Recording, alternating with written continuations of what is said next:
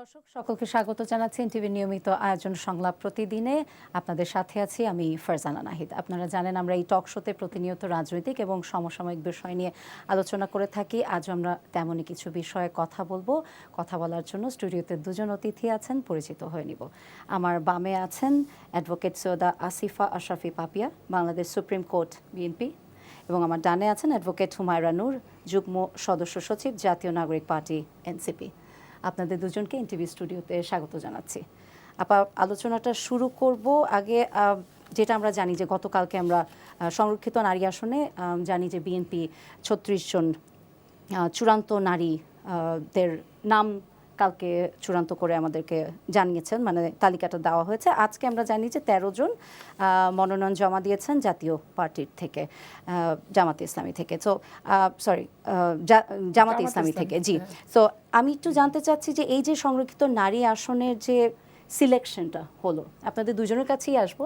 প্রথমে পাপিয়াপা আপনার কাছ থেকে জানতে চাই যে এখানে কি আসলে দলের প্রতি ত্যাগী এটাকে ফোকাস করা হয়েছে, নাকি আসলে তারা কতখানি যোগ্য পার্লামেন্ট মেম্বার হিসেবে হবে? তারা নিশ্চয়ই এই যে আমরা যে সংরক্ষিত নারী আসনিক কনসেপ্টটা বলি, তার মানে নিশ্চয়ই এখানে উইমেন এম্পাওয়ারমেন্টের একটা ব্যাপার আছে, যে তারা রিপ্রেজেন্ট করছেন উইমেন ওই সাইডটাকে। তো এতে তো একটা মোটিভও আছে। তো যাদেরকে আসলে সিলেক্ট করা হলো, আপনার কি মনে হয় যে কি দেখে? প্রথমে আমি অভিনন্দন জানাচ্ছি যে অবশেষে সংরক্ষিত নারী আসন সরকারি দল বিরোধী দল তারা নমিনেশন সাবমিট করিয়েছে এবং সেটা বৈধ হয়ে যাবে এবং নেক্সট পার্লামেন্ট থেকে তারা তাদের কার্যকর ভূমিকা পালন করবে। এখন নারীর ক্ষমতায়নের ক্ষেত্রে একটা জিনিস আপনি দেখেন যে শেখ মুজিবুর রহমানের শাসনামল থেকে সংরক্ষিত যে আসনগুলোর সংখ্যা ছিল, সংখ্যা কিন্তু দিন দিন কমার কথা। কারণ নারীরা দিন দিন তো শিক্ষা, অগ্রগতি, প্রগতি, অফিসিয়াল কাজকর্ম, সাহসিকতা, উন্নত মানসিকতা সব কিছুতে তো বৃদ্ধি হচ্ছে। তাহলে এই সিটটা কমে যাওয়ার কথা, নারীর সংখ্যাটা, কিন্তু আপনি দেখেন প্রতিবার এটা বাড়ছে। আপনি শেখ মুজিবুর রহমানের সময় 15টা দিয়ে শুরু হয়েছে, তারপর আস্তে আস্তে ধরেন 20, 25, 30, 35 দিয়ে 55টা লাস্ট পর্যন্ত 55টা যে পৌঁছেছে। তাহলে এটা কিন্তু নারীর এই যে দিন দিন সংরক্ষিত আসনের সংখ্যা বাড়ছে আর ডাইরেক্ট নির্বাচনের সংখ্যা, অংশগ্রহণটার সংখ্যা কমে যাচ্ছে। এবং এইবার সংস্কার কমিশনে নারীদের যে পরিমাণ নমিনেশন দেওয়ার কথা ছিল সেই পরিমাণ নমিনেশন দেয় নাই। জামাত ইসলাম তো দেয় নাই, তারপর বিএনপি কিছুটা দিয়েছে, 8টা 10টা নারীকে সম্ভবত দিয়েছে। তো এখন বিএনপি বলেন, আওয়ামী লীগই বলেন, জাতীয় পার্টি বলেন, জামাত ইসলাম বলেন, আর ওই ঐক্যমত কমিশনই বলেন, এরা নারীর ব্যাপারে আইনগুলো কারা পাশ করছে, কারা চিন্তা করছে? পুরুষ লোক। তো পুরুষ শাসিত সমাজের নারীর আইন কি পাশ হবে? সংরক্ষিত ডে বাই ডে বাড়ছে, তাহলে নারীরা পিছাচ্ছে দিন দিন। নারী, আমার যখন জন্ম হয়েছিল এবং যখন বুদ্ধি হয়েছে, আমি তো মোবাইল, টেলিফোন, ফেসবুক, সামাজিক যোগাযোগ মাধ্যম, টেলিভিশন এগুলো কিছু দেখিনি। তা আমি আস্তে আস্তে বিশ্ববিদ্যালয়, স্কুলে যখন পড়ি তখন আমি আস্তে আস্তে দেখলাম, টেলিভিশন দেখলাম, এইটুকু ব্ল্যাক অ্যান্ড হোয়াইট টেলিভিশন, তারপরে কালার টিভি আসলো, তারপরে দেখলাম যে অবশেষে বিএনপির আমলে 91 সালে সম্ভবত গ্রামীণ ফোন, মোবাইল বাইর করলো। হ্যাঁ, তাও সেটা খুব দুর্লভ ছিল, সীমিত মানুষ ব্যবহার করতো, আমরা করতে পারিনি। তো আমরা করতে পারিনি, সিটি সেল আসলো, গ্রামীণ আসলো, যাই হোক ফোন সব আসলো, কোম্পানির নাম আমি বলতে পারবো না। আর তারপরে ধরেন যে এই যে ফেসবুক, এই সাংবাদিকতা, তারপরে ছবি, মিছিলের ছবি নিতে হয়, তারপরে মারামারির ছবি, এই যে ছবি, সাংবাদিক, রাজশাহী বিশ্ববিদ্যালয়ে পড়ছি, ঢাকা বিশ্ববিদ্যালয় হাঁ করলে একটা ছবি উঠে যায়, আর রাজশাহী বিশ্ববিদ্যালয়ে আপনি মোড়ে লাশ হয়ে তামা হয়ে বাড়িতে গেলেও আপনার ছবি আসে না। এরকম একটা জায়গায় লেখাপড়া করছি, মানে পিছন দিকে, আগানোর দিকে না।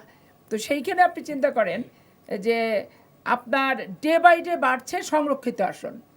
তো ডে বাই ডে সংরক্ষিত আসন বাড়া মানে কি? আমি নিজে যেখানে বলে আসছি আমার দলের সর্বোচ্চ নীতি নির্ধারণী ফোরাম এবং চেয়ারপারসনকে যে আপনারা যেটা সিদ্ধান্ত নেবেন সেটা আমি মেনে নেব, তা আমি সেটা মেনে নিছি। কিন্তু আপনি যখন নারীর ক্ষমতায়নের প্রাতিষ্ঠানিক আলোচনা আপনি আসবেন, তো ডে বাই ডে সংরক্ষিত আসন বৃদ্ধি মানে কি? মন মতো নারীদের মনোনয়ন দেওয়া এবং আপনি কোয়ালিটি, কোয়ান্টিটি যাই বলেন আপনি, এখন আপনি আমাকে বলতে পারেন যে আপা আপনি নমিনেশন পাননি কেন? আমার নিশ্চয়ই আমি ওদের চেয়ে অযোগ্য, আমার নিশ্চয়ই যারা হয়েছে তাদের চেয়ে আমার কন্ট্রিবিউশন কম, যারা হয়েছেন তাদের চেয়ে আমার মামলার সংখ্যা কম, যারা হয়েছে তাদের চেয়ে আমি রং পানি কম খাইছি, যারা হয়েছে তাদের চেয়ে আমি জেল কম খাটছি, যারা হয়েছে তার চেয়ে আমি কষ্ট কম করছি। কারণ এইটা তো হচ্ছে আমার কর্মচারী হতে আমি চাইনি, পার্টির স্বীকৃতি, পার্টির কাজের স্বীকৃতি, কর্মের স্বীকৃতি, স্যাক্রিফাইসের স্বীকৃতি, আত্মত্যাগের স্বীকৃতি, কষ্টের স্বীকৃতি। তো কষ্টের স্বীকৃতি আপনি মানদণ্ডটা কি? মামলার সংখ্যা দেখতে হবে, জেলখানার সংখ্যা দেখতে হবে, ভিডিও ফুটেজ দেখতে হবে, পত্রপত্রিকা দেখতে হবে, বায়োডাটা দেখার তো দরকার নেই। কারণ যারা সিনিয়র তাদের চোখের সামনে সব ঘটনা। এখন আপনি চোখের সামনে ঘটনা অস্বীকার করতে পারেন, ওটাকে মূল্যায়িত করতে পারেন, নাও পারেন। এই জন্য যতদিন এই সংরক্ষিত আসন ডে বাই ডে বৃদ্ধি পারবে, নারী যে আধারের বন্দিনী, এই বন্দিনী থেকে নারী কখনোই উতরে উঠতে পারবে না। আর যত এটা কমবে, ডে বাই ডে নারীকে সরাসরি নির্বাচনের দিকে পাঠানো হবে। তাহলে শুধু পোষ্য কোটার নারী না, যে আমার স্বামী মরল আমি গেলাম, বাবা মরল মেয়ে গেল, এই কোটায় নারীকে নমিনেশন দিতে গেলে সেই একই কিন্তু একটা ছকের ভিতরে আটকা। তো নারীকে নমিনেশন দিতে হবে, নারী নিজের যোগ্যতা জিতবে নিজে। আমাদের দ্বারা, আমি একটা কর্মজীবী মানুষ, সুপ্রিম কোর্টের সর্বোচ্চ একটা প্রতিষ্ঠানের আমি নিয়মিত আইনজীবী, তো সেইখানে আমার নিশ্চয়ই ভোট করার অর্থনৈতিক সামর্থ্য আছে এবং আমি ভোটারদের কাছে যে জিতার মতো ক্যাপাবিলিটিও আছে। তাহলে আমি সেটাকে পাচ্ছি কি? আমি পাচ্ছি না। কেন পাচ্ছি না? পুরুষের ক্ষেত্রে কোনো আইন নাই, আইন হচ্ছে মেয়েদের জন্য। হাজব্যান্ড যদি, আমি বারবার যে ক্রাইটেরিয়া আটকেছি, হাজব্যান্ড যদি এমপি হয় স্ত্রী হতে পারবে না। হাজব্যান্ড যদি একটা তার প্রাপ্য পজিশন মাফিক, যোগ্যতা মাফিক সে একটা পদ পায়, স্ত্রী যদি তার চেয়ে যোগ্য হয় দেওয়া হবে না, তাকে তা সর্বোচ্চ নিচে দেওয়া হবে। তো এটা তো একটা পারিবারিক পুনর্বাসন হয়ে গেল, তাহলে পার্টির স্বীকৃতি তো হলো না।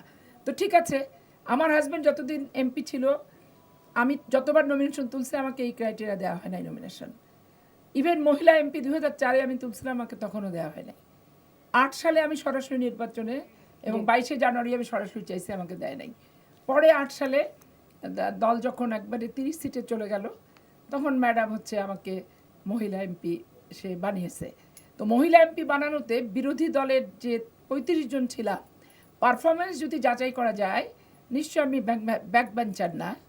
এবং এটাই আমার কোশ্চেনটা ছিল আসলে, যে পারফরম্যান্স আপনি যেটা মানদণ্ড বলছেন, আপনি ব্যক্তিগতভাবে আমাকে অপছন্দ করতেই পারেন, ব্যক্তিগতভাবে আপনি আমাকে অপছন্দ করতে পারেন, আপনার মন মতো আমি নাও হতে পারি, কিন্তু আমার কোয়ালিটি, আমার কন্ট্রিবিউশন, আমার স্যাক্রিফাইস এবং আমার এক্সপেরিয়েন্স, এইটাকে তো আপনি আপনার ব্যক্তিগত পছন্দ অপছন্দ দিয়ে যাচাই করতে পারবেন না। কিন্তু আপনি সরাসরি নমিনেশনের ক্ষেত্রেও আপনি মেয়েদেরকে দেখবেন ওই পোষ্য কোটাতে বেঁধে দিচ্ছে, যে বাবা মরলে মেয়ে কি ছেলে, স্বামী মরলে স্ত্রী। এটাও কিন্তু একটা কোটারি, কিন্তু একটা পুরুষকে সেই কোটারিতে ফেলা হচ্ছে না, পুরুষকে সেই কোটারিতে ফেলা হচ্ছে না। এবার দেখেন কোনো কোটারি নাই, ডাইরেক্ট ইলেকশনের সময় কোটারি দিল, ছেলেদের বেলা সেটা মানা হলো না, আমার বেলা মানা হলো।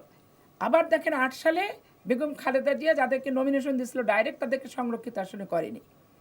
আর এবার ধরেন যারা সরাসরি নির্বাচনে ফেল করছে তাদেরকেও সংরক্ষিত দিচ্ছে, একটা পরিবারে 4-5 জনকেও দিচ্ছে, 2 জনকেও দিচ্ছে।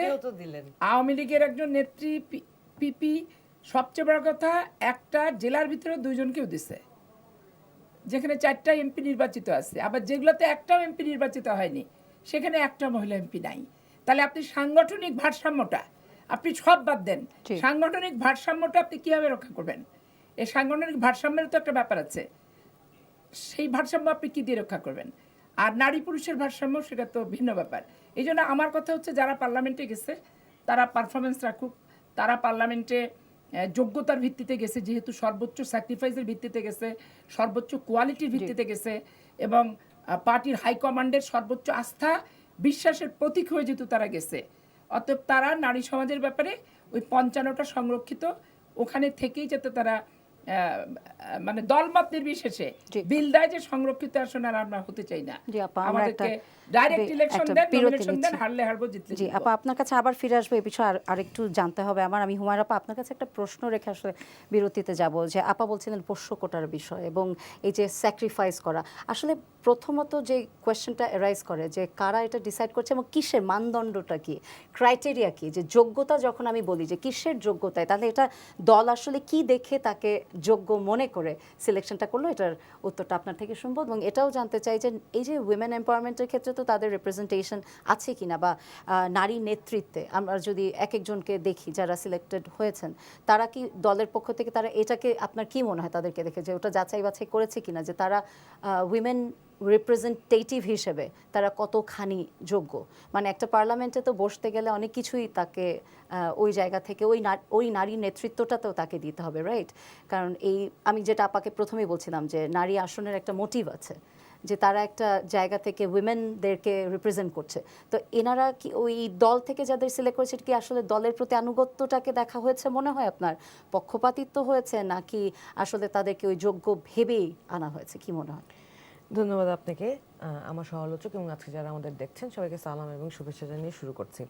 দেখেন, সাধারণ নিয়মে যে কথাটা আপা একটু আগে বললেন যে কি কি জিনিস দেখা উচিত, আপনার দলের প্রতি আপনার কমিটমেন্ট, আপনার লয়্যালটি, আপনার কতটুকু দলের প্রতি ত্যাগ আছে, সেইটা একটা বড় ক্রাইটেরিয়া।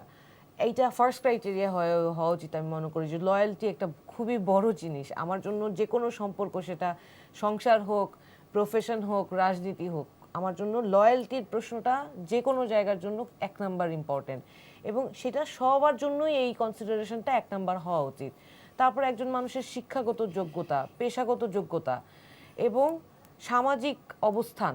সামাজিক অবস্থান বলতে আমি কিন্তু অর্থনৈতিক অবস্থান বুঝাই নাই। একজন মানুষ যিনি জনপ্রতিনিধি, মানে পাবলিক অ্যাকসেপ্টেন্স বুঝাচ্ছেন আপনি মনে হয়, তাই না? যে পজিটিভ একজন মানুষ যিনি জনপ্রতিনিধি হবেন। আমি মানুষ কেন বলছি, আমি নারী কেন বলছি না, আপনি সংরক্ষিত আসনে নারীদেরকে আপনি সুযোগ দিচ্ছেন কেন? কারণ বাংলাদেশে এই মুহূর্তে প্রায় 51% হচ্ছে নারী, কিন্তু সামাজিক এবং আর্থিক যেই বাস্তবতা, সেই কারণে নারীরা কিন্তু সরাসরি নির্বাচনে অংশগ্রহণ করলেও তাদের এই প্রতিবন্ধকতার কারণে তারা নির্বাচনে জয়ী হয়ে আসতে পারে না অতটা। কারণ এই যে দেখেন, যতগুলো রাজনৈতিক দল, আপা উল্লেখ করছিলেন যে বিএনপি মনোনয়ন দিয়েছে, অন্য অন্য অনেক দল মনোনয়ন দেয়নি। আমি বলবো যে এনসিপি থেকে ওই 5%-এর কোটাটা ফুলফিল করেছে, আর খুব অল্প সংখ্যক দল ওই কোটাটা ফুলফিল করেছে। 33টা দল কোনো নারীকেই মনোনয়ন দেয়নি, এবং ওই 5%-এর কোটা সবচেয়ে বড় যে রাজনৈতিক দল এই মুহূর্তে বলে না পারা ওনাদের নিজেদের দল, তারাও কিন্তু ওই 5%-এর কোটাটা ফুলফিল করেন নাই, কারণ তারা তো ধরেই নিয়েছিলেন যে সংরক্ষিত আসন আছে। This is a bad effect. সংরক্ষিত আসনের এই জন্য আমরা চেয়েছিলাম যে ওনারা যোগ্য নারী নমিনেট করে দিক, তারপর সেখানে সরাসরি নির্বাচন হোক। 100 জন হোক, মানে আপনি 50 থেকেই শুরু করতেন।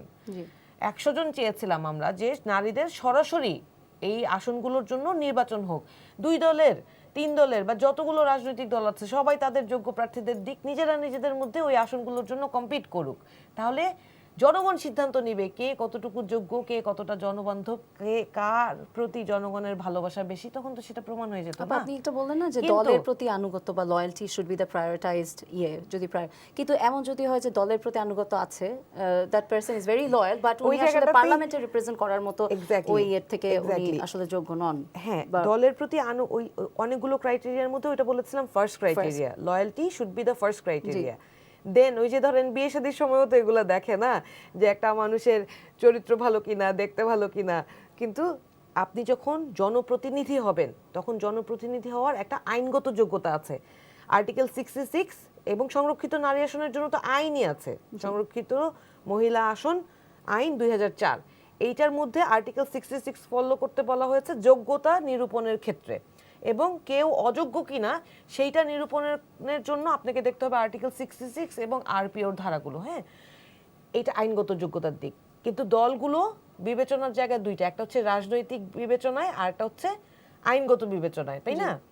তো দলের যারা লিগ্যাল এক্সপার্টস আছে তারা আইনগত দিকে তারা সাজেস্ট করবেন, কিন্তু যেটা রাজনৈতিক বিবেচনা, সেই জায়গায় আপনি অবশ্যই লয়্যালটি দেখবেন, তার শিক্ষাগত যোগ্যতা দেখবেন, তার জনগণকে প্রতিনিধিত্ব করার ক্যাপাবিলিটি আছে কিনা, এবং সর্বোপরি আপনি পার্লামেন্টে যাবেন কেন, আপনি পার্লামেন্টে যাবেন ফাইন্যান্স বিল দেখার জন্য, আপনি পার্লামেন্টে যাবেন আইন প্রণয়ন করার জন্য।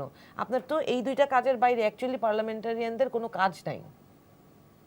তাহলে আপনি ওই কাজটা যে করবেন সেইটার জন্য আপনার এলাকার সাথে সম্পৃক্ততা থাকা লাগবে এবং পিপলস পারসন হতে হবে তো এক্স্যাক্টলি আপনি যে রিপ্রেজেন্ট করছেন, আপনি কাকে রিপ্রেজেন্ট করছেন, এখানে আইনেরও অনেক বড় একটা লুপ হোল আছে। হ্যাঁ, দেখেন আপনার আইনে সংরক্ষিত নারী আসন কিভাবে সিলেক্টেড হবে, কিভাবে ইলেকশনের জন্য কি ক্রাইটেরিয়া, কারা ভোট দিবে, কোন অনুপাতে সিলেক্টেড হবে, সব লেখা আছে। কিন্তু এই যে মনোনীত প্রার্থীরা যারা সংরক্ষিত আসনে পার্লামেন্টারিয়ান হয়ে যাচ্ছে, তাদের কাজ কি হবে, তারা কোন কনস্টিটিউয়েন্সিকে কিভাবে রিপ্রেজেন্ট করবে, সেইটা নিয়ে কোনো কিছু বলা নাই। আচ্ছা, this law should have been improvised, তাই না? এই মুহূর্তে এই নতুন বাংলাদেশে এসে ঐক্যমত্য কমিশনে কি এটা নিয়ে আলাপ হয়েছে? হয় নাই। এখন এগুলো না থাকার কারণে যেটা হয়, দলগুলো স্বেচ্ছাচারিতার সাথে, ধরেন আমি নোয়াখালীর মেয়ে, আমার নানি বাড়ি নোয়াখালী, কিন্তু যেহেতু আমি নানি বাড়িতে বড় হয়েছি সেজন্য আমি নোয়াখালীর সাথে রিলেট করি বেশি। দাদি বাড়ি শৈলকুপা, আমি ঢাকায় বড় হয়েছে, এখন সারা বাংলাদেশটাই তো আমার। কিন্তু আপনি যদি আমাকে বলেন যে আপনি কোথায় কোন এলাকাকে রিপ্রেজেন্ট করতে চান, কোন এলাকার মানুষকে, তো যেই এলাকায় আমি যেই এলাকার মানুষের সাথে বেশি রিলেট করি, আমাকে জিজ্ঞেস করলে তো আমি বলবো আমি নোয়াখালীর মানুষকে আগে রিপ্রেজেন্ট করতে চাই। এখন আমি দেখলাম তারাও আপনাকে চেনে, আপনি তাদের আমি দেখলাম যে ওই যে সরকার দলীয় জোট থেকে জি নোয়াখালীর একটা নারীকেও সংরক্ষিত আসনে মনোনয়ন দেওয়া হয় নাই, আবার কেরানীগঞ্জ থেকে 3 জন মনোনয়ন পেল। তো এইটা তো তাহলে কি হইলো, আপনি রিপ্রেজেন্টেশনটা প্রপারলি এনশিওরড হইলো না, মানে এলাকা ইটস আনক্লিয়ার, এখনো ক্ল্যারিটি নাই এখানে। আপনি যেটা বললেন জব ডেসক্রিপশনের ক্ল্যারিটি নাই, মোরওভার ক্রাইটেরিয়ারও নাই। মোস্ট ইম্পর্টেন্টলি দলগুলো একজন দলীয় নারী সহযোদ্ধার জি ত্যাগ, তিতিক্ষা, এটাকে আদৌ যাচাই করে? এই যে আমার সাথে আপা বসে আছেন, আপা দুঃখ পায়েন না, আমি নিজের চোখে দেখা, সুপ্রিম কোর্টে প্র্যাকটিস করি তো, পাপি আপা, আরিফা জেসমিন নাহিন আপা, উনারা আওয়ামী সরকার আমলে উনাদেরকে হাইকোর্ট প্রিমিসিসে ঢুকে রাস্তায় ফেলে কুকুরের মতো পিটানো হয়েছে। আল্লাহ মাফ করুক, আমি সরি এই ল্যাঙ্গুয়েজ ইউজ করার জন্য। নিজের চোখে দেখা আপা, এগুলো কি পেপার পত্রিকা আপনারা দেখেন নাই? উনারা কি অন্যায় করছে? এই যে আওয়ামী লীগ সরকার আমলে কেউ একটা শব্দ করতো না, বাসা থেকে বাইর হয় নাই, কেউ মুখ খুলে কথা বলে নাই, এক-একজন এই দেশে পালাইছিল, সেই দেশে পালাইছিল। এখন আবার দ্বৈত উনাদের দলে এরকম, আমি স্পেসিফিক্যালি নাম বলবো না, অন্তত পক্ষে 3 জন মনোনয়ন পেয়েছেন যাদের দ্বৈত নাগরিকত্ব আছে। এটা যাচাই করবে কে? নির্বাচন কমিশন। নির্বাচন কমিশনের কি সেই লিবার্টিটা আছে যে তারা ওটা দেখে নির্বাচন আবার কমিশন কি সেই বাতিল স্বাধীনভাবে করতে পারবে সিদ্ধান্ত কিনা? নিতে পারবে? উনারা নমিনেশন, এই যে উনারা যখন মাঠে কেউ ছিল না, তখন পাপি আপা, নাহিন আপার মতো মানুষরা ছিল। তবে আমি অত্যন্ত খুশি যে ধরেন আমাদের আরো সহকর্মীরা আছেন যারা আমার অত্যন্ত প্রিয় ভালোবাসার মানুষ, ফাহিমা নাসরিন মুন্নি আপা, মাহমুদা হাবিবা আপা, তারপরে হচ্ছে আমাদের মনি আপা, অনেকে এই যে শাকিলা ফারজানা আপা চিটাংয়ের, উনি একজন ব্যারিস্টার, উনাকে মিথ্যা মামলায় কি বাজেভাবে তুলে নিয়ে গিয়ে জেল জিরাত দিছে। ওইটাও একটা গুমেরই ঘটনা। মানে এই যে অন্যায়ভাবে আটক, এই যে আপনি বলেন গুমের সংখ্যা পরিবর্তন করবেন, কোথায় পরিবর্তন করবেন? আপনি পরিবর্তন করে আপনার নিজের লোককে আপনি প্রোটেকশন দিবেন? আপনার দলে যে গুম হওয়া পরিবারের লোকজন ওখানে বসে আপনার গুমের অধ্যাদেশের বিরুদ্ধে, অধ্যাদেশে আপনি পাশ করলেন না সেটার বিরুদ্ধে কথা বলতে পারে না। তার মানে কি? ক্রাইটেরিয়াটা হচ্ছে আপনার দলীয় আনুগত্য না, দলীয় ওই যে দল যাই করুক আমি চোখ বন্ধ করে থাকবো, আমি অন্ধ হয়ে দলের সমর্থন করে যাব। এবং এইটা ওই যে তাবেদারি করা, ওই যে এই পোষ্য কোটায় যে আপা বললেন, এইটাও আরেকটা ক্রাইটেরিয়া। এই বন্ধু বান্ধব, ভাই ব্রাদার, কোরাম কোটা। তারপর আপা বললেন না যে একই ফ্যামিলিতে যদি হাজবেন্ড হয়ে ওই যায় যে তাহলে ওটা পোষ্য কোটার প্রায়োরিটাইজ কথাই করে। বললেন আপা। জি, তাহলে ধরেন আরো মজার ব্যাপার হচ্ছে যেই জিল্লুর রহমান সাহেব বললেন যে নির্বাচনই হবে না, উনি বারবার করে বললেন যে নির্বাচনই হয়তো হবে না, অথচ উনার স্ত্রী, আমি জানি না আপা কবে উনি বিএনপি করছেন, জিল্লুর রহমান সাহেবের ওয়াইফ। জিল্লুর রহমান সাহেবের ওয়াইফও বিএনপি করেন না, জিল্লুর রহমান সাহেবও নিজেও বিএনপি করতে, তার আপনিও দেখেননি, আমিও দেখিনি। এখন নির্বাচন হবে না বলার পরও নির্বাচন হওয়ানোর ক্ষেত্রে হয়তো জিল্লুর রহমানের কোনো ব্যাপক ভূমিকা ছিল। তো তো এখন দেশের মানুষ যদি আমি নির্বাচনটা চাচ্ছিল আমি সেই এখানে বসে ভূমিকার কারণে জিল্লুর রহমান সাহেবকে তো আর না এখন ধরেন পুরস্কার দেওয়া হয়েছে বলতেছেন না পুরুষ এমপি বানানো যাচ্ছে না, কারণ উনি তো না কেন নমিনেশন ওনার মতো নেননি। মানুষ উনি উনি তো nomination এতজনকে চাননি, টকশোতে সেটা তার ডেকে desire স্টার নাই। বানাইছেন, উনাকে তো উচ্চকক্ষ দিতে পারতেন, আপনারা না, কি উচ্চ উচ্চকক্ষ কক্ষ হলে করবেন না তখন নাকি? দেখা যাবে, তখন দিলে দিতেও পারে। তো আমার যে আপা এমন কি হতে পারে আলোচনার যে জায়গাটা আমরা যেটা সেটা বলছিলাম জাস্ট টু সামারাইজ জি, যে আপা, শেষ এই করেন, যে তারপর আমি এই যে আপনি এইটা তো একটা পক্ষপাত দুষ্টতা, তাই না? আপনি আপনি দলের মধ্যে 100 রকম কোরাম থাকে, ধরেন এখন আপনি যদি খুঁজেন দেখবেন যে কি উনার দলে নাম বলবো না, স্বরাষ্ট্রমন্ত্রীর একটা কোরাম থাকতে পারে, ওনার দলে ধরেন চেয়ারপারসনের একটা কোরাম থাকতে পারে। এখন কার কোরাম জিতে যাবে সেটাও তো একটা বড় প্রশ্ন। হ্যাঁ, কিন্তু আলটিমেটলি এখানে বঞ্চিত হচ্ছে কারা?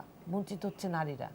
আপনি যখন ঐকমত্য কমিশনে এই কারণেই যখন আমরা আলোচনাটা নারীরা তুলেছিলাম নাকি আপনি বলছেন যে রাইট পারসন যাকে আসলে আনা উচিত তারা যোগ্য নারীরা, যোগ্য নারী যারা তাদেরকে আনা এই হচ্ছে না। কারণেই যখন বলেছিলাম যে এই সংরক্ষিত আসনের জন্য আপনারা ডিরেক্ট ইলেকশন দেন, সব দলের নারীরা ডিরেক্ট কম্পিটিশন করে উঠে আসুক, জনগণের সমর্থন পাক, তখন কিন্তু তারা ওই জায়গাটাতেও তো তাদের নমিনেট করার, নিজের পছন্দের মানুষ নমিনেট করার সুযোগ থাকতো। কিন্তু যদি তারা যোগ্য মানুষকে সিলেক্ট না করতো, জনগণ কিন্তু তাদেরকে রিজেক্ট করতো, তাই না? আপা আমি সেটা আবার তারা এই একটু জন্য রাজি হয় না। আপার থেকে শুনবো। আপা, হুমায়রা আপা যেটা বলছিলেন যে এই যে অত্যাচারিত হয়েছেন অনেকেই, অবশ্যই আপনার কথাও এখানে আসছে, এটা কোনোভাবে ইয়ে করা যায় না। এবং এই যে দাবিদারি করার একটা কথা বললেন যে সেটাও করা হয়েছে। আসলে এই সিলেকশনে আবারও যদি একই প্রশ্নে আসে, কারণ এটা খুবই এখানে ক্ল্যারিটির অভাব যে ক্রাইটেরিয়া বেসিসে এটা কি আসলে দলের এভাবেই সিলেক্ট করা উচিত যে যারা বেশি অত্যাচারিত হয়েছে, দলের প্রতি আনুগত্য, তাদেরকে ওই ক্রাইটেরিয়াতে ফেলে তারপরে দেখা যে তারা আসলে যোগ্য প্রার্থী কিনা নারী হিসেবে, নাকি তাদেরকে একেবারে নিউট্রালি দেখা যে দলের প্রতি আনুগত্য থাকুক, তারা বিএনপি বা জামায়াতে ইসলামে সাপোর্ট করুক বা না করুক, কিন্তু তারা নারীর রিপ্রেজেন্টেটিভ হিসেবে দে আর দ্য রাইট ক্যান্ডিডেটস? আসলে কোনটা? আসলে এখানে ব্যাপারটা হচ্ছে কি যে আমি হুমায়ুনের দুইটা বিষয় নিয়ে প্রথম দ্বিমত পোষণ করি। একটা হচ্ছে যে ওনারা বলে যে ওনারা বৃহৎ দল, মানে বিএনপি বৃহৎ দল। আচ্ছা, আওয়ামী লীগ বিএনপি যে বাংলাদেশের বৃহৎ দল, এটা বাংলাদেশের ইতিহাসই বলে, আমাদের বলার কিছু দরকার হয় না। কারণ আমরা হয় ক্ষমতায় থাকতে নাহলে বিরোধী দল হয়েছি, অথবা আওয়ামী লীগ ক্ষমতায় থাকতে নাহলে বিরোধী দল হয়েছে। জি, কিন্তু হুমায়ুনের এনসিপি কিংবা তারা যার সাথে জোট করছে জামাত ইসলাম, জীবনের প্রথমেই বিরোধী দল হলো। অথচ জামাত ইসলামের জন্ম আওয়ামী লীগের আগে হয়েছে। যখন বাংলাদেশ, ভারত আর পাকিস্তান এক ছিল, তখন জামাত ইসলামের জন্ম হয়েছে। তো তারপরে আওয়ামী লীগের জন্ম হয়েছে, তারপরে তো বিএনপির জন্ম। তো জন্মগত দিক থেকে দেখতে গেলে জামাত সবচেয়ে হচ্ছে সিনিয়র সংগঠন। কিন্তু তারা কি কখনো বিরোধী দল হয়েছে? কখনো হয়নি। এই প্রথম একটা ক্যারিসমেটিক এবং একটা কোটারি, ইউনূস সাহেবের একটা কোটারি ফর্মুলার ভিত্তিতে তাদেরকে তাদের পছন্দ মতো আসন নিয়ে পোলারাইজেশন করে এবং তাদের আসনগুলোকে রীতিমতো প্রশাসনিক সেট আপ দিয়ে তাদেরকে এতটি আসনের বিরোধী দল বানানো হয়েছে পার্লামেন্টে। এটা হচ্ছে সেটার উত্তর। আর দ্বিতীয় ব্যাপার হচ্ছে কি যে ব্যক্তিগতভাবে টকশো করি অনেকের সাথে আমাদের অনেক ভালো সম্পর্ক থাকতে পারে, কিন্তু গুড বেটার বেস্ট বলে একটা জিনিস আছে, জি, ঠিক আছে? এখন আমার সাথে ব্যক্তিগত সম্পর্ক কিংবা আমার সুপারিশদাতা দলের ভিতরে অনেক আছে, কিন্তু হুমায়ুনের একটা সুপারিশদাতা নাই। কিন্তু তার কোয়ালিটির অভাব নাই, কন্ট্রিবিউশনের অভাব নাই, স্যাক্রিফাইসের অভাব নাই, জেল খাটার অভাব নাই। কিন্তু যেহেতু সুপারিশদাতা নাই, অতএব সে ডিপ্রাইভ, সে বিশ্বস্ত না। মানে সে যে বিশ্বস্ত এটা বলার মানুষ নাই। মানে মানসিক ব্যারোমিটারটা এমন একটা ব্যাপার, হ্যাঁ, এখানে রেফারি লাগবেই। আপনি এই যে বাংলাদেশের যে সংরক্ষিত নারী আসন এবং নারী যদি সরাসরি নমিনেশনের ব্যাপার থাকে, যে দলেরই থাকুক বাংলাদেশে যখনই হোক, এইখানে রেফারি ছাড়া কোনো নারী সরাসরি নির্বাচনে নমিনেশনও পাবে না।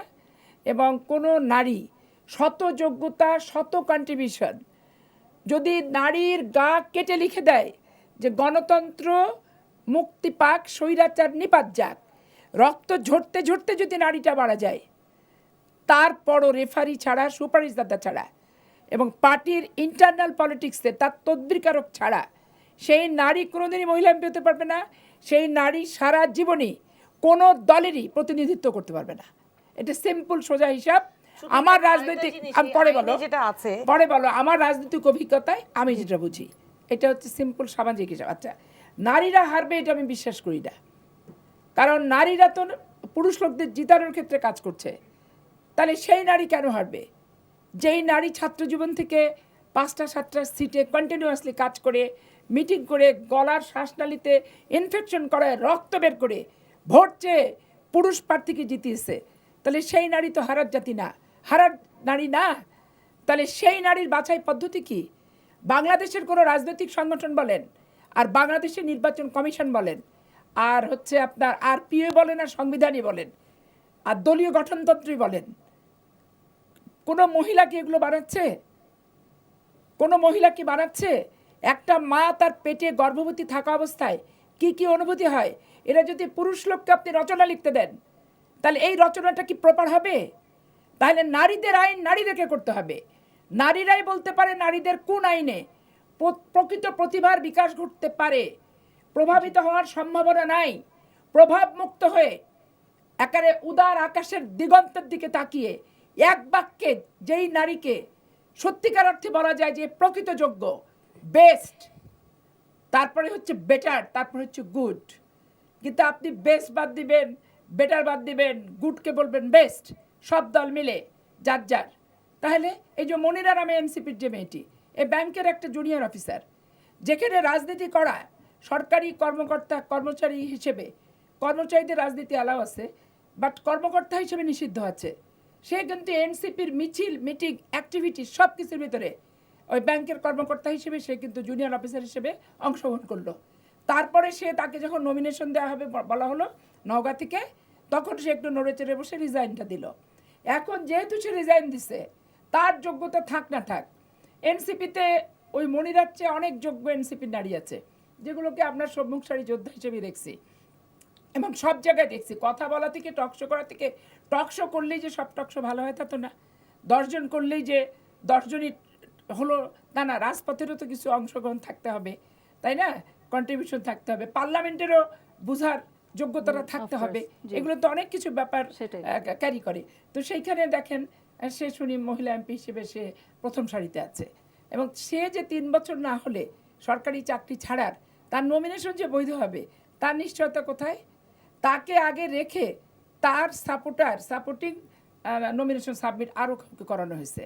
তাহলে নতুন দল যারা নতুন বন্দোবস্তের কথা বলে, এরা কথায় কথায় বাংলাদেশ বলে না, কিন্তু নতুন বাংলাদেশের তো একবারই জন্ম হয়েছে 1971 সালে। এই বাংলাদেশ তো বারবার জন্মায় না। সিস্টেমের পরিবর্তন হতে পারে, আধুনিকতা আসতে পারে, মডিফিকেশন হতে পারে, সংযোজন বিয়োজন হতে পারে, কিন্তু বাংলাদেশ তো নতুন পুরাতন মধ্যম এইভাবে কিন্তু আসে না।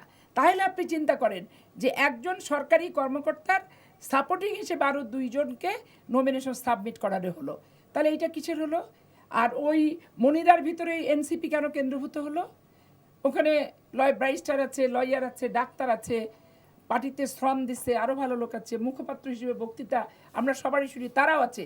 এই নতুন বন্দোবস্তের, নতুন বাংলাদেশের কথা যারা বলে, আমি বলবো বাংলাদেশি, নতুন না পুরাতন না, বাংলাদেশের কথা যারা বলছে, তাদের ভিতরে দর্শনটা দেখেন এবং তাদের প্রয়োগটা দেখেন। আজকে বিএনপিকে নিয়ে অনেক সমালোচনা হয়, আওয়ামী লীগকে নিয়ে অনেক সমালোচনা হয়, কিন্তু আওয়ামী লীগ তো তাও প্রকৃত কর্মীর মূল্যায়ন শেখ হাসিনা নিজে করতো, এবং মাঠের কর্মীদের, এই যে শিরিন শারমিনকে আবিষ্কার করছে, এই যে দীপুমণিকে আবিষ্কার করছে, তারপরে অনেক যারা 1-11-তে তার পক্ষে ছিল, অনেক পুরুষ লোকের নমিনেশন খাইছে, কিন্তু সে মহিলাদেরকে কিন্তু নমিনেশন দিয়েছে সর্বোচ্চ পরিমাণ। সে ভোটারবিহীন নির্বাচনী হোক, নিশিরাতের নির্বাচনী হোক, আর হচ্ছে আপনার কি বলে জ্যোৎস্না রাতের নির্বাচনী হোক, কিন্তু তো সে মহিলাদেরকে দিছে। তো এখন এই জন্য আমার এখানে দৃষ্টিগত যতদিন সংরক্ষিত আসন থাকবে, আর এমপি হতে গেলে রেফারি সুপারিশকারী দলের ভিতরে নীতি নির্ধারকের মধ্যেই থাকতে হবে, এবং সেইটার সংখ্যাগরিষ্ঠতার ভিত্তিতে যখন মনোনয়নটা সব দলেই ফাইনাল করা হবে, এই ক্রাইটেরিয়া যতদিন থাকবে, প্রকৃত অর্থে ওই ক্ষমতায়ন শুধু পুঁথি আর বেতন ভাতার ভিতরে ডিপেন্ড থাকবে, কাজও নির্ধারিত থাকবে না এবং কোনো কিছু থাকবে না। এই জন্য আমার মনে হয় এটা পুরো তুলে দেওয়া উচিত, সব দলকে বাধ্যতামূলকভাবে 20% হোক, 30% হোক, সরাসরি নির্বাচনে নমিনেশন হোক, এবং মেয়েরা মেয়েদের সাথে না, মেয়েরা ছেলেদের সাথে কম্পিটিশন করবে, যে হারবে হারবে। যেটা আপনিও বলছিলেন যে প্রপার কম্পিটিশন হয়ে ওইভাবে আসা উচিত, এভাবে আপার যেটা বললেন রক ভ্যালির যে একজন নারীকে বোঝার জন্য একজন নারী ভালোভাবে বুঝতে পারবেন। কারণ যেটা আসছিল যে উইমেন এম্পাওয়ারমেন্টও যদি বলি বা রিপ্রেজেন্টেটিভও বলি, একজন নারীর ওই ইতিহাসটা, যে তার ওই নেতৃত্ব, তার কম্প্রোমাইজ, স্যাক্রিফাইস, আমরা একজনটা যেভাবে বুঝবো সেটা হয়তো পুরুষ ওইভাবে বুঝবেন না, এটা আসলে ওইভাবে স্বাভাবিক, সেটা সম্ভব না। আমরা আসলে পরের টপিকের ডিসকাশনে যাব, তবে আরেকটা বিরতিতে যাব, আরেকটা বিরতি নেওয়ার সময় হয়েছে। কিন্তু যেই টপিকটা নিয়ে আমরা ডিসকাস করবো, আপনারা জানেন যে আজকে এসএসসি পরীক্ষা শুরু হয়েছে এবং আমি জানি যে আমাদের যে নতুন শিক্ষামন্ত্রী যিনি হয়েছেন, উনি অনেক ধরনের চেষ্টা করছেন অনেক নতুন পরিবর্তন আনার। আমরা সেটা নিয়ে ডিসকাশন করব যে যা যা করা হচ্ছে সেগুলো এনাফ কিনা, আর কি কি জিনিস আসলে শিক্ষাক্ষেত্রে আমাদের প্রায়োরিটাইজ করা উচিত। আমরা জানি আজকে এসএসসি পরীক্ষা শুরু হয়েছে এবং এসএসসি এবং সমমানের পরীক্ষা, এবং পরীক্ষায় প্রায় 18.5 লাখ পরীক্ষার্থী অংশ নিচ্ছে। হুমায়রা আপা, আপনার কাছে আসবো, তারপর আপার থেকেও জানবো। আমরা বলছিলাম যে শিক্ষাক্ষেত্রে অনেক পরিবর্তন আনার চেষ্টা করা হচ্ছে, কিন্তু আজকের জন্য যদি বলি যে স্পেসিফিক্যালি আজকে যেই জিনিসগুলো নিউজে এসছে সেটা হচ্ছে সকাল, আমরা জানি যে পরীক্ষার কেন্দ্রে যাওয়ার জন্য 1 ঘন্টা আগে নিয়ম ছিল, তো আজ এবার করা হয়েছে যেটা, যে সকাল 8টা থেকে পরীক্ষা কেন্দ্রে প্রবেশ করার একটা সুযোগ দেওয়া হয়েছে শিক্ষার্থীদের, যার কারণে জ্যামের ক্ষেত্রেও বলি বা অভিভাবকদের যে ভোগান্তি সেটা কমে এসেছে। অভিভাবকরা বলেছেন প্রতিটি কেন্দ্রে সিসি ক্যামেরা বসানো হয়েছে এবং পরীক্ষা কার্যক্রম সুষ্ঠুভাবে সম্পাদন করার জন্য 76 ভিজিলেন্স টিম গঠন করা হয়েছে। এর আগেও ছিল, হয়তো নাম্বারটা বাড়ানো হয়েছে। শিক্ষামন্ত্রী উনি অনেক ফোকাস করছেন হচ্ছে নকল মুক্ত একটা পরীক্ষা মানে উপহার দেওয়ার জন্য বা এটাকে এনশোর করার জন্য, যার কারণে উনি বারবার বলছেন নকল হবে না।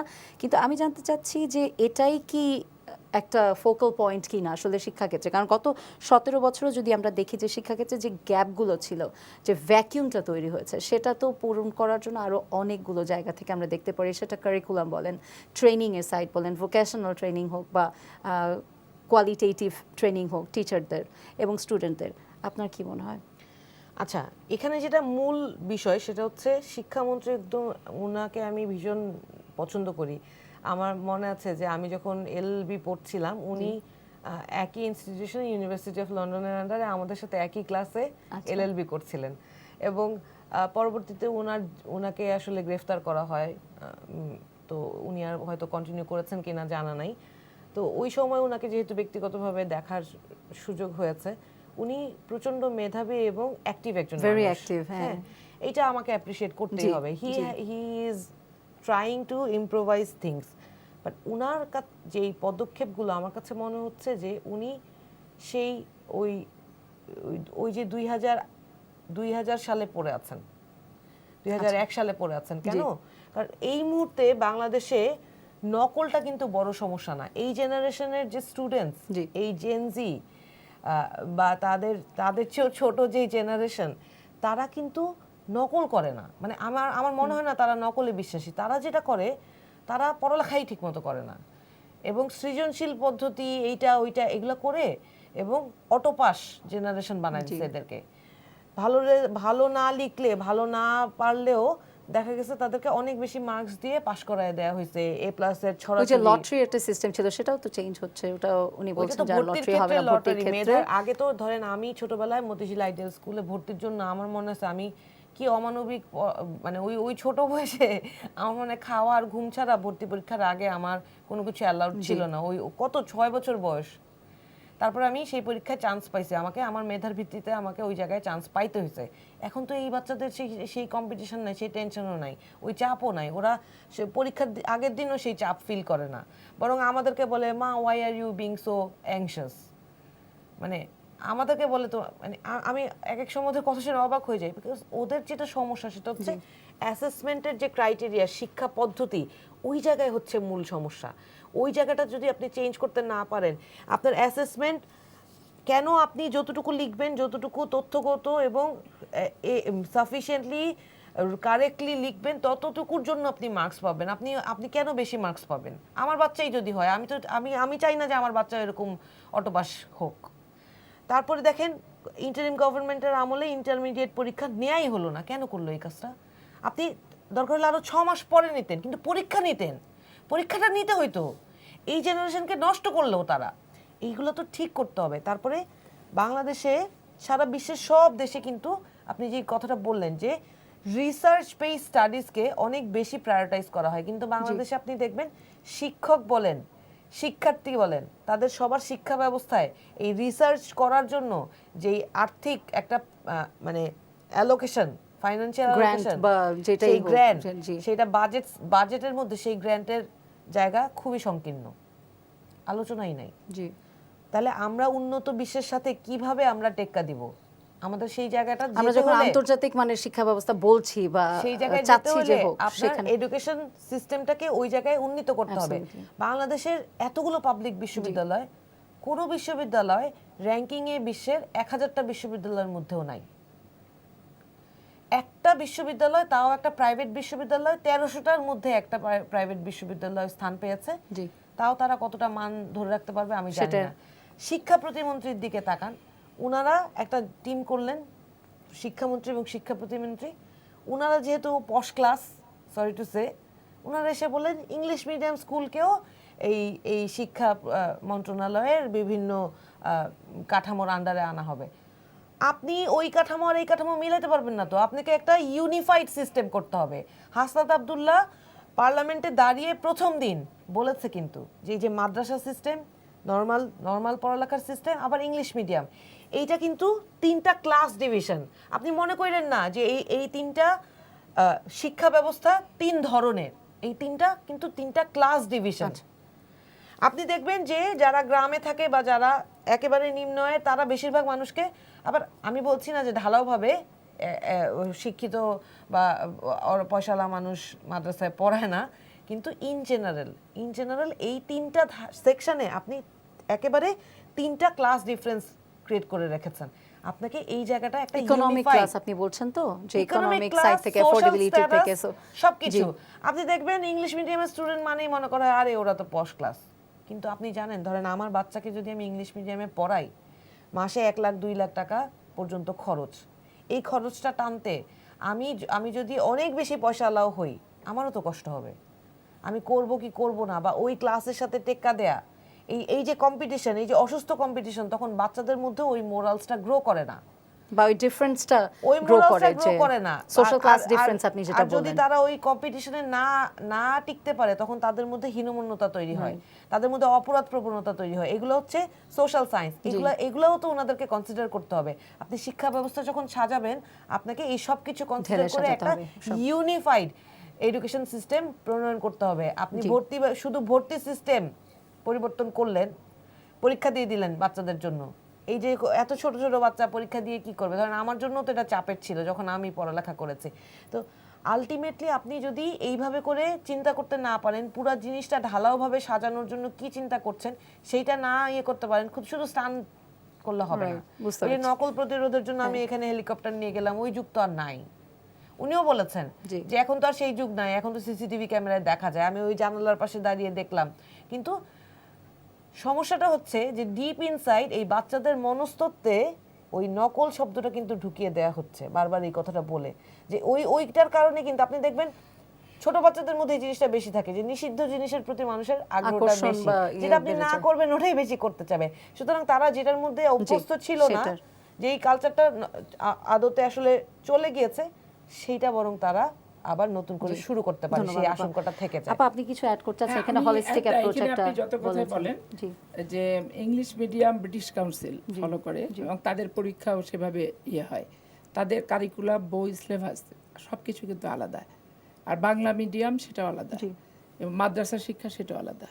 শেখ হাসিনা আজাদ মাদ্রাসার ছাত্রদেরকে ঢাকা বিশ্ববিদ্যালয়ে ভর্তির সুযোগ দিল, এটা দাবি ছিল, আন্দোলন ছিল।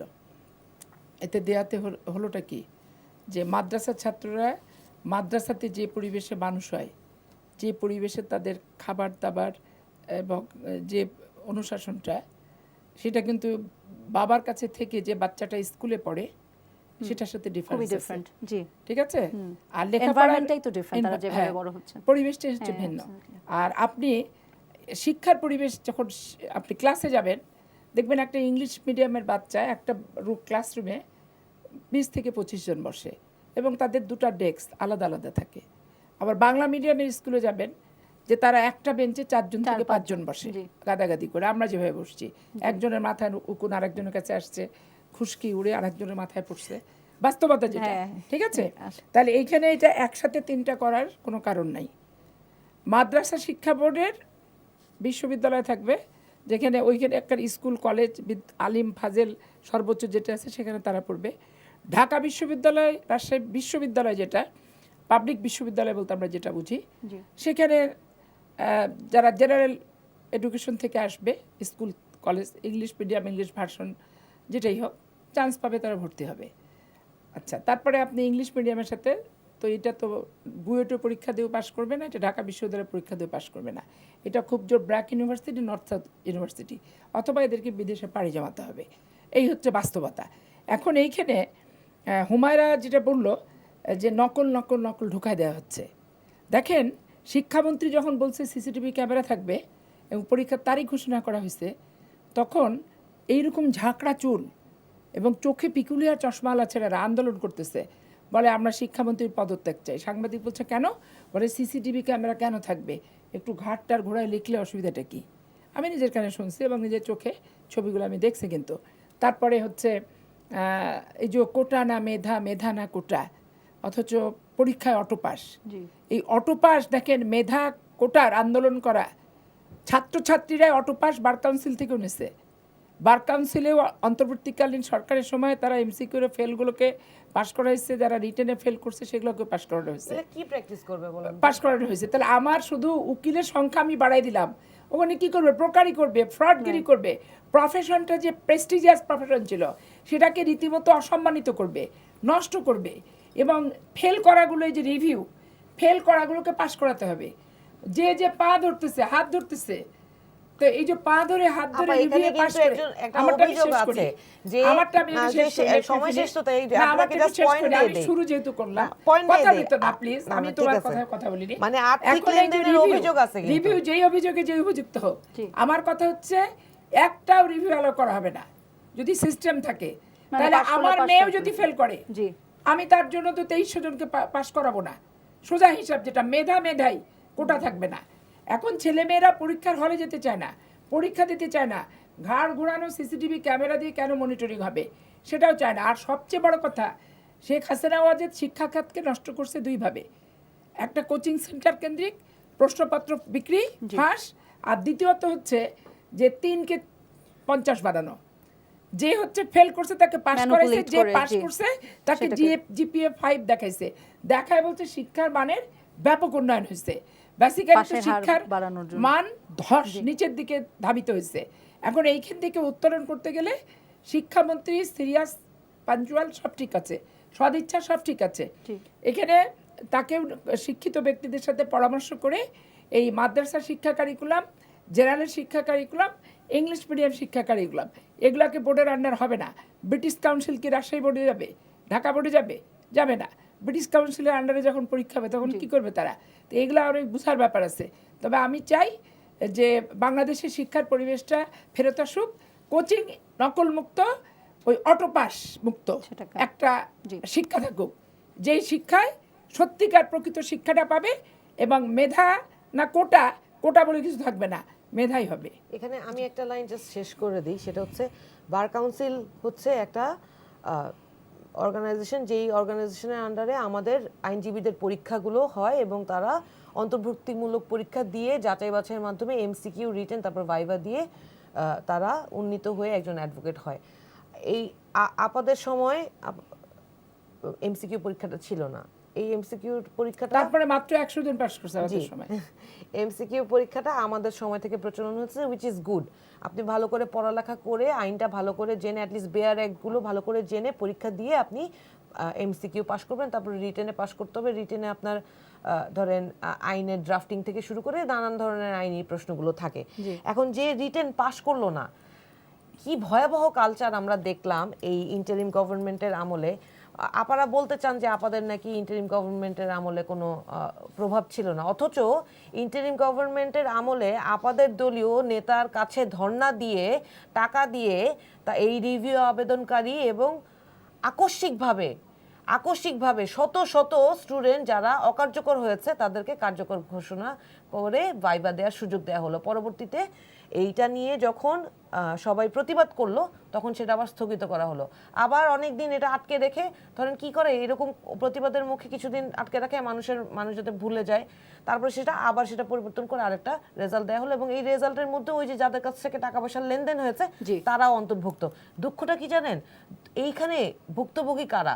এই যেই স্টুডেন্টরা যারা কৃতকার্য হতে পারেনি, তারা তো আরো ভালো করে পড়াশোনা করে কৃতকার্য হওয়ার চেষ্টা করতে পারতো, কিন্তু এই যে সিস্টেমটা তারা শিখে গেল, এই সিস্টেমটা তার জুনিয়র শিখবে, আরো জুনিয়ররা শিখবে, তারা ওই পথেই হাঁটতে চাবে যে টাকা পয়সা লেনদেন করে পাশ করে আসার সুযোগ আছে। কত বড় ভয়াবহ অবস্থা! আইন পেশায় তারা কি কন্ট্রিবিউট করবে বলেন তো? আমার এক বন্ধু, আমি একদম স্পষ্ট করে অন এয়ারে বলছি, তাকে হঠাৎ করে ওই যে অনেকগুলা মানুষের মাঝখানে তার নামটা রিভিউতে তার নামটা এসে পড়লো। সে কিন্তু কোনো লেনদেনের মধ্যে নাই, কিন্তু সে প্রচণ্ড সামাজিক চাপে আছে। তার শ্বশুরবাড়ি বলেন, চাকরি বলেন, সব জায়গায় সে এই যে বার কাউন্সিল পাশ করতে পারছে না 2-3টা টার্মে, পরীক্ষা তো অমানবিক কঠিন, বিসিএস পরীক্ষার মতো কঠিন, ওই পরীক্ষা সে পাশ করতে পারছে না, সামাজিক চাপে আছে। যখন সে রিভিউতে তাকে পাস দেখানো হলো, এবং তারপরে যখন আবার সেটা স্টপ করে দেওয়া হলো, তার সুইসাইডাল টেন্ডেন্সি হয়ে গেল। সে সমাজে মুখ দেখাবে কি করে? একবার পাশ করলো, এরপর আবার সেটা আটকে দিল। এই যে একটা হটকারিতা এই মানুষের সাথে। এখন বাংলাদেশের অ্যাটর্নি জেনারেল, উনি ডিফ্যাক্টো উনি বার কাউন্সিলেরও চেয়ারম্যান। জি। উনি আমি যতটুকু জানতে পেরেছি, এই ধরনের অনিয়ম হওয়ার সময় উনি কিন্তু এটা প্রতিবাদ করেছিলেন। উনি যদিও বিএনপির একজন একনিষ্ঠ কর্মী, কিন্তু তারপরেও উনি একজন খুবই ভালো আইনজীবী। আমি ওনাকে অত্যন্ত শ্রদ্ধা করি। আমি মনে করি, বিশ্বাস করতে চাই যে এই বার কাউন্সিলের যে অনিয়ম, এই যে বছরের পর বছর, নিয়ম হচ্ছে 6 মাসে পরীক্ষা হওয়া, বছরের পর বছর পরীক্ষা হয় না। তারপরে ধরেন আগে যেটা হতো যে কেউ পাশ করলে, আইনজীবীরা পাশ করলে একটা ট্রেনিং হইতো, সেই ট্রেনিং সিস্টেম উঠিয়ে দেওয়া হয়েছে। এই সব কিছু ওনার হাত ধরে আবার পুনরায় ফিরে আসবে, এটাই ওনার কাছে আমার দাবি। আপা, আমরা এই যে অয়েল ক্রাইসিস যেটা নিয়ে প্রতিদিন দেখছি, এবং এটা এখনো কিন্তু কাটেনি, যদিও দামটাকে রিভিউ করা হয়েছে, দামটা বাড়ানো হয়েছে, তারপর আমরা দেখছি যে পেট্রোল পাম্পের সামনের লাইনও কমছে না, ভোগান্তি কমছে না যারা গাড়ি চালক আছেন, যারা ইউজ করছেন গাড়ি, এবং এটার সাথে এখন আরেকটা যোগ হয়েছে লোডশেডিং। এই দুইটা ক্রাইসিস এখন এই মুহূর্তে কি মনে হয় আপনার, যে এই একটার পর একটা, এই যে বেশি দিন হয়নি আমাদের এই নতুন গভর্নমেন্ট যে এসছেন, ওনাদের সামনে যে দুইটা ক্রাইসিস, এবং দুইটাই মেজর, কিন্তু এরকম একটা গরমের দিনে, আমরা বলছি আজকের থেকে এসএসসি শুরু হয়েছে, আমরা জানি। ধরেন এই জিনিসটা যেটা হয়েছে যে এই জ্বালানি সংকটের কারণেই কিন্তু ইলেকট্রিসিটি ক্রাইসিসটা হচ্ছে, এবং এখন আপনি যখন জ্বালানির দাম বাড়িয়ে দিচ্ছেন হঠাৎ করে এত বেশি, আপনি যখন বৈশ্বিক সমস্যাটা শুরু হয়, তখনই আপনার এই সমস্যাটা আপনাকে অ্যাড্রেস করে আপনার এই সমস্যাটা সমাধানের জন্য স্টেক হোল্ডারদের সাথে আলোচনা করে বৈশ্বিক পরিস্থিতির সাথে সামঞ্জস্য রেখে একটা সিদ্ধান্ত নেওয়া উচিত ছিল। কিন্তু আপনি কি করলেন? আপনি করলেন ক্রেডিটের রাজনীতি। অনেকে বলছে যে দেরি করে এটাকে রিভাইজ করা হয়েছে, কিভাবে করলেন? আপনি প্রথমে অ্যাকনলেজ করলেন না, বারবার করে আপনি মানুষকে ওই যে ঘুম পাড়েনি মাসি পিসির গল্প শোনালেন। এখনো বলছেন মজুদের কোনো প্রবলেম নেই। আপনি যদি মজুদ এনাফ থাকে, তাহলে আপনি তেলের দাম বাড়ালেন কেন? আপনি তেলের দাম বাড়ায় মানুষের এই জনদুর্ভোগ কেন করলেন? পরিবহন মালিকরা এখন 40% ভাড়া বাড়াতে বলছে। এই পরিবহনের দাম বাড়া মানে সরবরাহের সাপ্লাই চেইনের মধ্যে সবকিছুর দাম বেড়ে যাওয়া, তারপর আপনার বাসা ভাড়া বেড়ে যাবে, আপনার রিক্সা ভাড়া বেড়ে যাবে, আপনার ট্রান্সপোর্টেশনের কস্ট বেড়ে যাবে। আপনার এখন এই যে তেলের দাম বাড়ানোর কারণে আপনি আবার বলছেন ইলেকট্রিসিটির দাম বাড়াবেন প্রতি ইউনিটে 1.5 টাকা। এই টাকাটা কে দিবে? আমার বাসায় কি হয়েছে, প্রতি মাসে কমন যে কমন মিটারের বিল আসে 7,000 7,500 টাকা। এই যে আমাদের ইস্কাটনের বাসায় সেই মিটারের বিল, গত মাসে ভুতুরে বিল আসলো 18,000 টাকা। এই টাকা কিভাবে আসলো? এই ভুতুরে বিল, এগুলো কে দেখবে? এই প্রাতিষ্ঠানিক যে অনিয়মগুলো, এই অনিয়মের তদন্ত কে করবে? আর এই ধরনের আপনি সরকারের সবচেয়ে বড় ফেইলিয়ার হচ্ছে বৈশ্বিক সমস্যাকে তারা নিজের কাঁধে নিয়ে নেয়া। বৈশ্বিক সমস্যাকে তারা দূরদর্শিতার সাথে যদি এইটা মানুষের কাছে তুলে ধরতো যে দেখেন এই সমস্যাটা আমাদের তৈরি না, আমাদের এটা প্রি ডিটারমাইন্ড বা প্রি অ্যাজিউমড একটা ঘটনা ছিল না। What they could do is they could involve people in their own favour, হ্যাঁ, বলে মানুষকে সাথে নিয়ে এই সংগ্রামটা করতে পারতো, এই যুদ্ধ পরিস্থিতিটা মোকাবেলা করতে পারতো। ডিসিশনটা আরো প্রপারলি নেওয়া যেত। এখন পর্যন্ত এই ডিনায়াল মুডে আছে, তারা এখন পর্যন্ত অ্যাকনলেজই করছে না, বলছে এপ্রিল মে পর্যন্ত মজুদ আছে, জুন পর্যন্ত মজুদ করার চেষ্টা করছে, এখনো ডিনায়াল আছে। ভয়ঙ্কর জিনিস ঘটেছে। তারা শত মেট্রিক টন ডিজেল আমদানি করার জন্য 2টা কোম্পানিকে তারা অনুমোদন দিয়েছে যেখানে পাবলিক পারচেজ যে প্রকিউরমেন্ট পলিসি, সেই পলিসির কোনো ধারা তারা অবলম্বন করে নাই, ফলো করে নাই। তারা ডিরেক্ট পারচেজ পলিসি অ্যাপ্লাই করে দুইটা কোম্পানি থেকে তারা ডিজেল পারচেজ করছে, যেই দুইটা কোম্পানির একটা 2023-এ সুইজারল্যান্ডে আর একটা 2025-এ ইংল্যান্ডে তারা স্ট্যাবলিশ হয়, মানে ব্যবসা শুরু করে। সদ্য নতুন স্ট্যাবলিশ কোম্পানি, বাংলাদেশেও তো ধরেন একটা কোম্পানির সার্টিফিকেট অফ কমেন্সমেন্ট পেতে 1 বছর লাগে, সেইখানে 2025-এ স্ট্যাবলিশ একটা কোম্পানি ইংল্যান্ডে, সেই কোম্পানি থেকে আপনি এত টাকা ডিজেল আমদানি করছেন, এইটা কার যোগ সাজেশ হচ্ছে? এই কোম্পানিগুলোর দ্বারা আপনি টাকা পাচার করছেন না, সেইটার ইয়ে কি? বাংলাদেশে যেই তেল উৎপাদন কোম্পানিগুলো তারা জানাচ্ছে যে তাদের আপনার থেকে একটু জানবো, উপচে আমাদের সময় একেবারে কম। তেল তাদের উপচে পড়ছে, যেহেতু বাংলাদেশের সরকার সেখান থেকে তেল নিচ্ছে না, এই কারণে তারা নতুন করে তেল প্রস্তুত করতে, মানে তেলের যেই সংগ্রহটা সেটা করতে পারছে না।